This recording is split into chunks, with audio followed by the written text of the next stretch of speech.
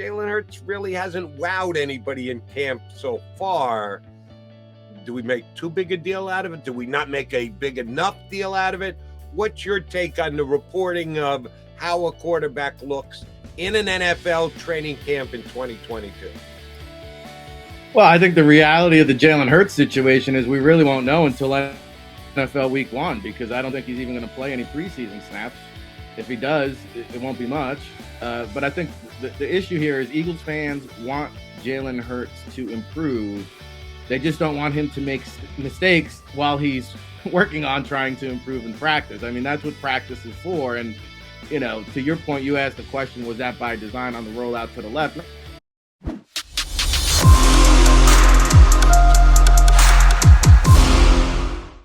Appreciate you streaming on in. You got a Birds 365. You've got Ric Serritella filling in for John McMullen. With me, Jody McDonald. Howard Balzer from Sports Illustrated, longtime NFL columnist writer, will jump aboard with us. He's got some Arizona stories to tell. Kyler Murray, no matter what happens, there's something that's always seemed to affect the upcoming season, be it contracts, be it clauses in the contract, be it positive COVID tests. And at some point, Kyler Murray's going to get out there on the field for Arizona. But that's coming up with Howard Balzer in a little bit. Let's talk about the Eagles quarterback, Ricky. We had the chance to talk to John about it, and he's down there at practice every single day, and we get the reports thereafter. I know that some people get their nose out of joint when people are scrutinized with a very tight microscope with what they do in a practice session. And it's not even a true practice session because a lot of them are scaled back to protect guys from injury. But that's what Eagle fans want. And we do what we do here on Birds 365 for Eagle fans. We're here to provide content, to give opinion on the Philadelphia Eagles for Eagles fans. Eagle fans want this. I never get calls that say, hey, Jody, I'm the biggest Eagle fan you know, but wake me up when the season starts. No, they want to know now. They want updated opinions. They want updated information on the players. And Jalen Hurts really hasn't wowed anybody in camp so far. Do we make too big a deal out of it? Do we not make a big enough deal out of it? What's your take on the reporting of how a quarterback looks in an NFL training camp in 2022?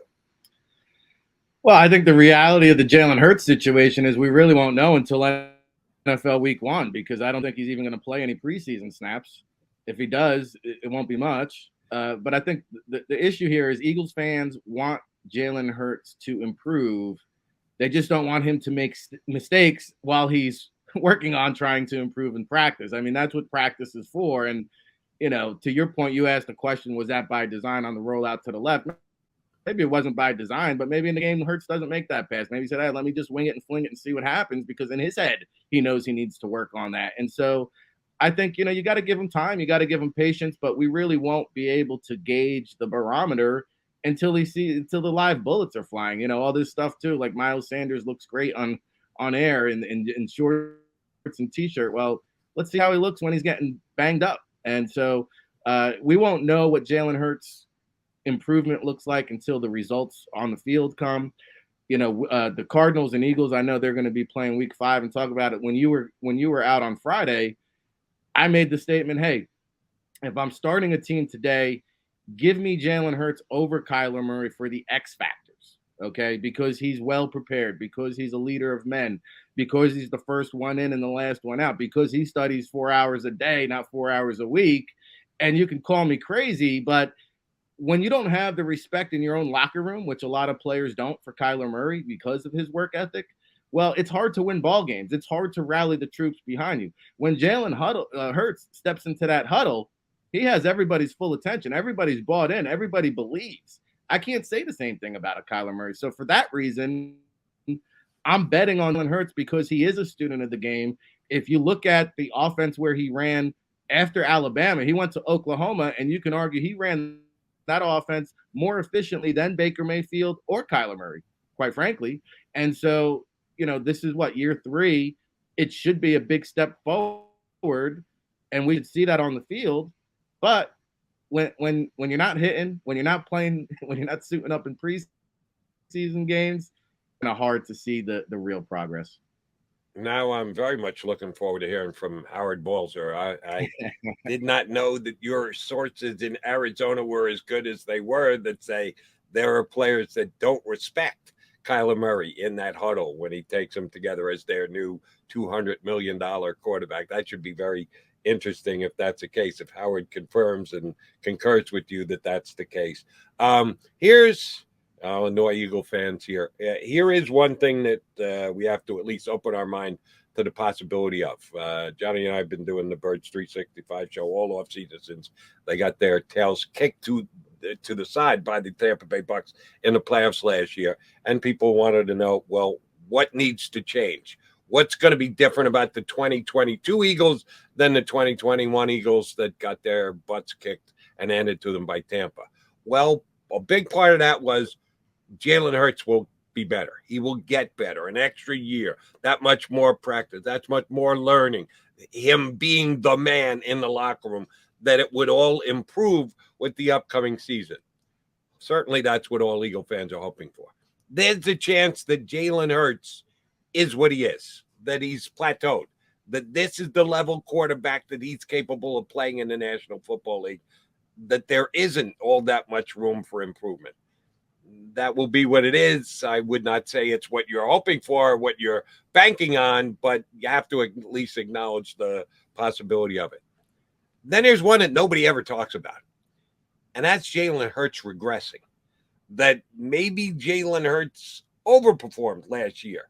That when everybody gets a book on Jalen Hurts and gets a look at how Tampa just completely dominated the Eagles' offense in that playoff game, that the Eagles might go backwards. They shouldn't, because they added A.J. Brown, so his talents and skills should upgrade the Eagle offense. But if Jalen Hurts doesn't improve and Jalen Hurts potentially goes backwards, that could be bad.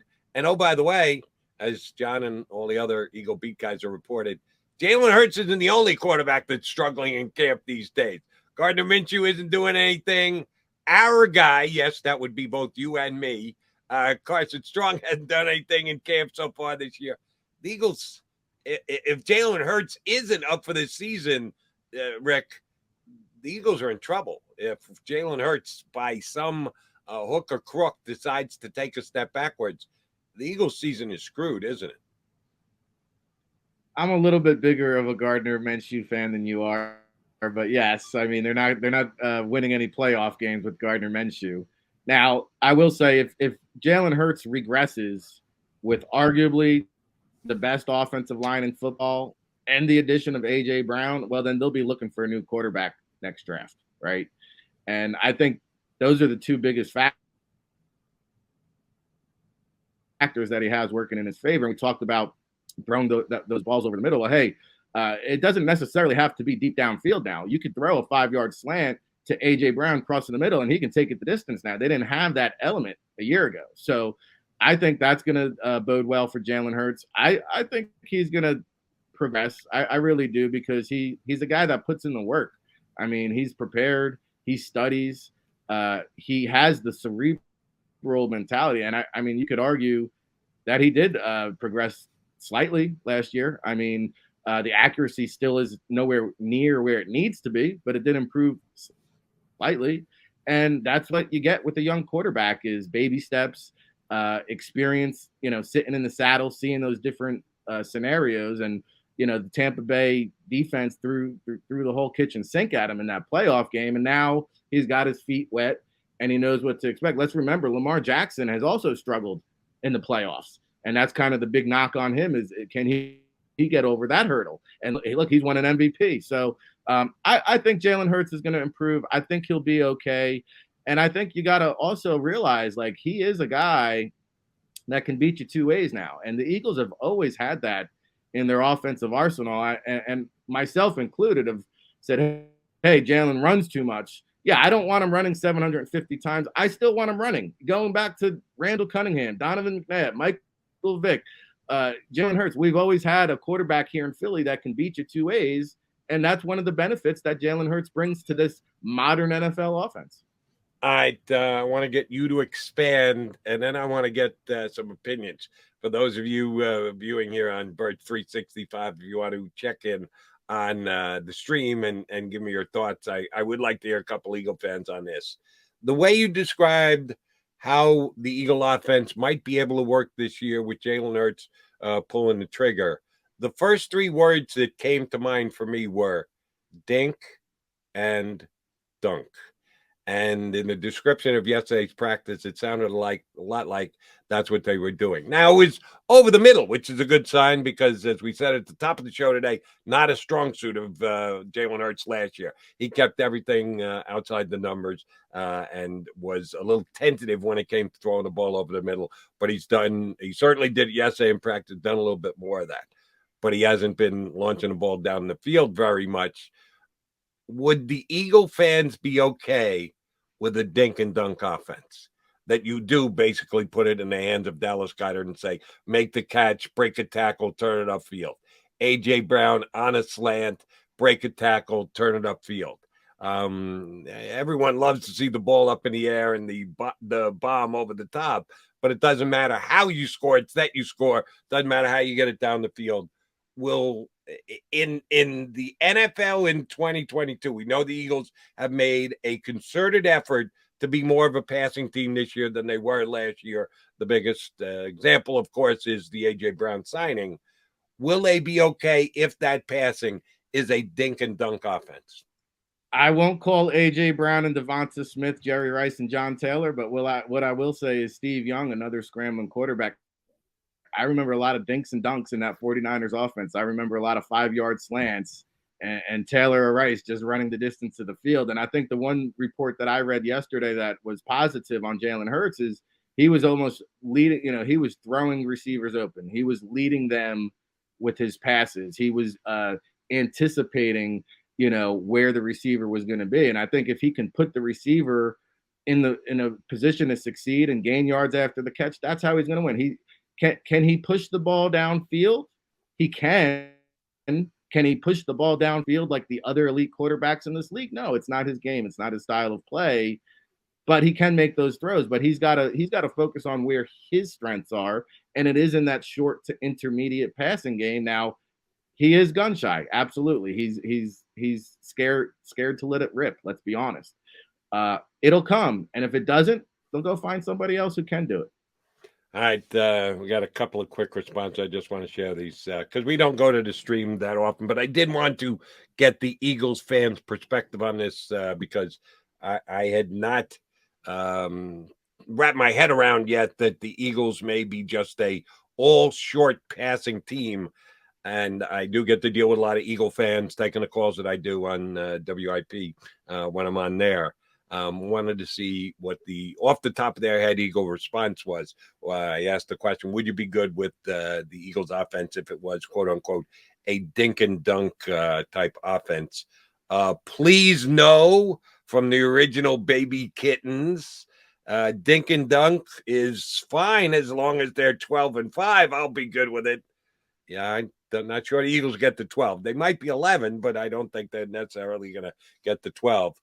They're good after the catch. Why not? If they can make those plays. You throw a 4-yard pass and the guy gets tackled immediately. That's not much of a play. You throw a 4-yard pass and the guy breaks the tackle, turns it upfield, turns it into an 11-yard gain. Yeah, that works. So it will be, although it'll be Jalen who's delivering the football, it'll be the guys who are making the catches. What can they do with it once they get their hands on the ball? They did have some of those created catches last year for Jalen Reagor, which turned into nothing burgers. You got to be able to make the play. You are putting the ball in the hands of the receiver and the belief that he's going to be able to break some tackles. Johnny Mack was on with us and said so far in the handful of practices the Eagles have, Devonta Smith's been a complete non-factor. What do you make of that? Does that scare you at all, Ric Serritella? No, I mean, I'm not going to get too worked up over that. He had damn near 1,000 yards receiving last year, so we know what Devonta Smith could do. I think the one thing, it doesn't worry me about Devonta so much as it worries me about A.J. Brown, and does he create this almost Odell Beckham-like presence where the quarterback feels his veteran presence and says, hey, I better get A.J. the ball or he's not going to be happy. I hope that's not what's going on because, Hurts has got to feel comfortable to go to all of his receivers and not feel like he has to force feed it to AJ Brown. So if anything, that would be kind of the thought in the back of my head. Like, I hope he's not force feeding AJ. But when it comes to Devonta Smith, I mean, we saw what this man can do. We're only 3-4 practices in. The full pads are coming on today. So when the bright lights come on, I'm sure Devonta Smith will be just fine on the big stage. Yeah, and I mentioned Jalen Reagor, and they had those created catches, specific quick outs, quick hitters, oftentimes behind the line of scrimmage to just try and get Jalen Reagor the ball in open spaces to be able to make plays. Oh, he didn't make plays. It didn't work. It wasn't a good strategy by the Eagles, and that has not been the case here in practice the first handful of days. Reagor has had the ball thrown to him, but not a whole hell of a lot. Don't know if I've gotten your full take on this. Johnny has certainly chimed in. We're close to being on the same page. If they can trade Jalen Reagor, I think they'll trade Jalen Reagor tomorrow. It's not going to be a whole hell of a lot of trade. It could be as low as a 7th round pick that conditionally could move up to a 6th.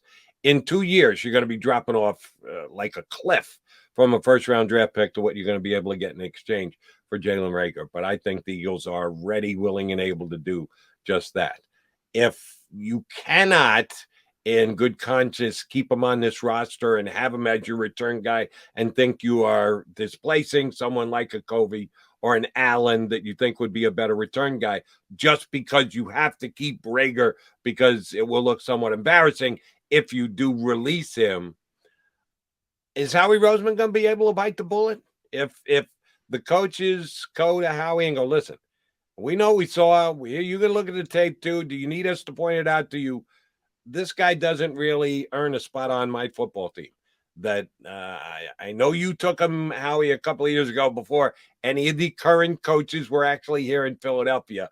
But you're asking us to give our evaluation of how we can put the best 53-man roster together. Best 53-man roster doesn't include Jalen Reagor. Will Howie Roseman be able to pull the plug and move on from Reagor? I don't see how you don't. I understand the cap ramifications, but if he's not one of your best 53, you got to cut your losses and move on. You can't let ego play into this decision. You know, I saw that he's now back to fielding punts and kicks. The first couple practices he was not. But at the end of the day, especially when you factor in now the sensitivities, and we see that it's in his head, and he's searching the social media, he's seeking out the negativity.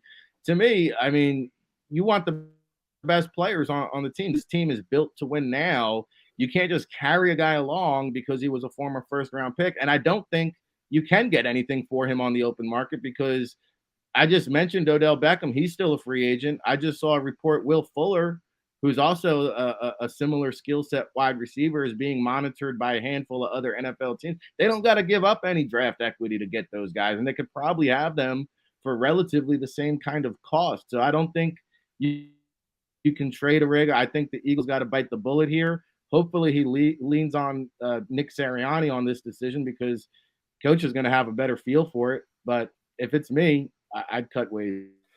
We'll see how it shakes out. We've got those 2 joint practices and 2 actual preseason games. 3, excuse me. The Jets one doesn't have a combined practice. I don't know if Jalen Reagor can move the needle enough for the Eagles to be able to say, yes, he's got to be a guy on our roster. Interesting conversation we'll have over the next couple of weeks. I got an interesting conversation coming up next. That would be with longtime NFL writer Howard Balzer, who specifically covers the Arizona Cardinals these days, but does a show on SiriusXM's NFL Network as well about the Hall of Fame. We'll ask him about Dick Vermeil and the Cardinals and all things NFL next. Howard Balzer joins us here on Birds 365.